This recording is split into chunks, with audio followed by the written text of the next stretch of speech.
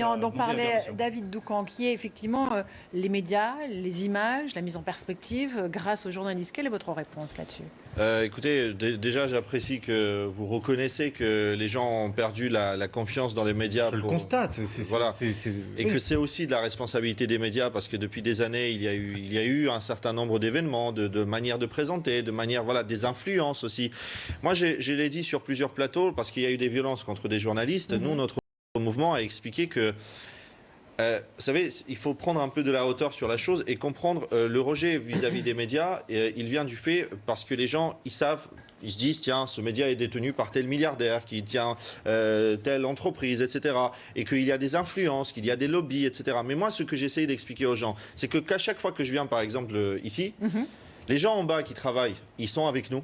Qui ouvrent les portes, qui font la sécurité, des gens qui sont des pigistes, des gens qui font la programmation, des intermittents, ils sont avec nous, des journalistes qui vont sur le terrain, ils sont avec nous. Et nous, en fait, on veut libérer aussi les journalistes de leur chaîne, vous comprenez ? Parce qu'on sait que quelqu'un qui rentre dans une école de journalisme, moi j'ai des amis qui l'ont fait, ils veulent faire du terrain, ils veulent dire la vérité, ils veulent informer les gens, etc.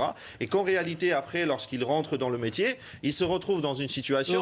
Et vous avez le sentiment qu'on le fait pas ici. Vous êtes là pour libérer le journalisme français. Ça me fait plaisir de vous accueillir. Écoutez, vous savez, grâce à vous, on va enfin pouvoir travailler normalement. Vous pouvez caricaturer. C'est exactement. C'est pas Libérer les journalistes des chaînes, pour moi, ça passe pas. Si ça vous choque pas, libérer les chaînes des journalistes. Si ça vous choque pas, moi, ça me choque. Écoutez, est-ce que vous, par exemple, vous pouvez aujourd'hui assumer le fait qu'il y a des journalistes sur le terrain ou même ici qui ont des, comment dirais-je, qui ont des consignes de rédaction, qui ont des qui ont Nous, on n'en a pas forcément la totale liberté de vous rêvez, c'est comme quand vous nous dites que là vous fantasmez. C'est comme vous nous dites. Les journalistes et la liberté d'expression dont nous bénéficions. Excusez-moi, il y a un truc qui me choque là. Monsieur, vous savez, je ne crois pas aller trop loin pour vous dire qu'il y a aujourd'hui des gens qui ont 70 ans ou 80 ans qui sont obligés d'aller jusqu'à là pour pouvoir s'en sortir. Ça, j'exagère pas, monsieur. Croyez-moi. Allez, David. Oui, parce que sur les journalistes de terrain, c'est très intéressant ce que vous dites. Là, on est vraiment sur une perception qui est erronée. Et je vais essayer de vous en convaincre. J'ai 15 ans de terrain derrière moi. Vous me voyez là sur un plateau, et ça fait 2 ans que je fais des plateaux. Avant cela, j'ai fait 15 ans de journalisme de terrain. Sur tous les terrains, étrangers, France, politique. Écoutez, vous parlez de consignes de la rédaction qui viendraient pour orienter en quelque sorte le traitement de l'actualité tel que je le perçois sur le terrain. Ça ne m'est jamais arrivé.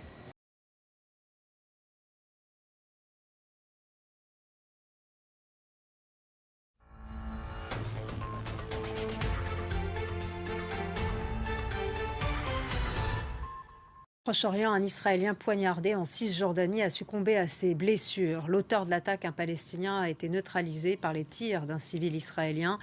De nombreuses attaques au couteau ont lieu depuis fin 2015 dans ce même secteur, au sud de Jérusalem, entre Bethléem et Hébron.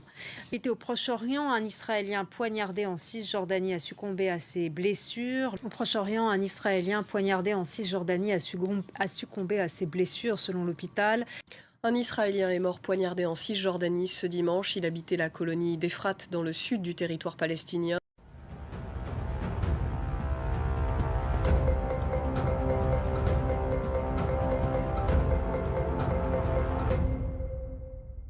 Dans la bande de Gaza, les tirs de l'armée israélienne ont fait 3 nouveaux morts et une cinquantaine de blessés vendredi.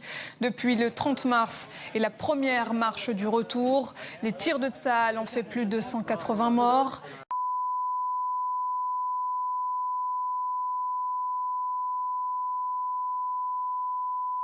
Je pense que c'est bon pour Israël. Un adolescent de 16 ans est mort de ses blessures samedi. L'enregistrement vidéo de l'incident montrant le moment exact où le garçon a été touché par des balles israéliennes a été largement partagé sur Internet. Avant le coup meurtrier, il jetait des pierres aux soldats.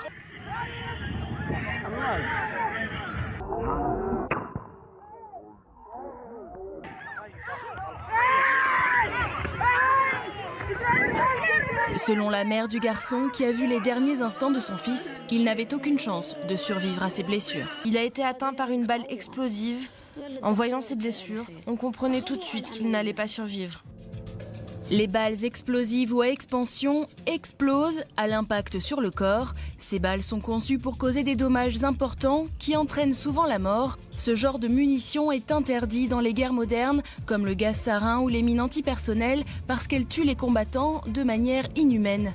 Un Israélien est mort poignardé en Cisjordanie ce dimanche. Il habitait la colonie d'Ephrate dans le sud du territoire palestinien. Il y a eu des milliers de victimes depuis le 30 mars, date à laquelle les protestations contre l'occupation de la Palestine par les forces israéliennes ont commencé.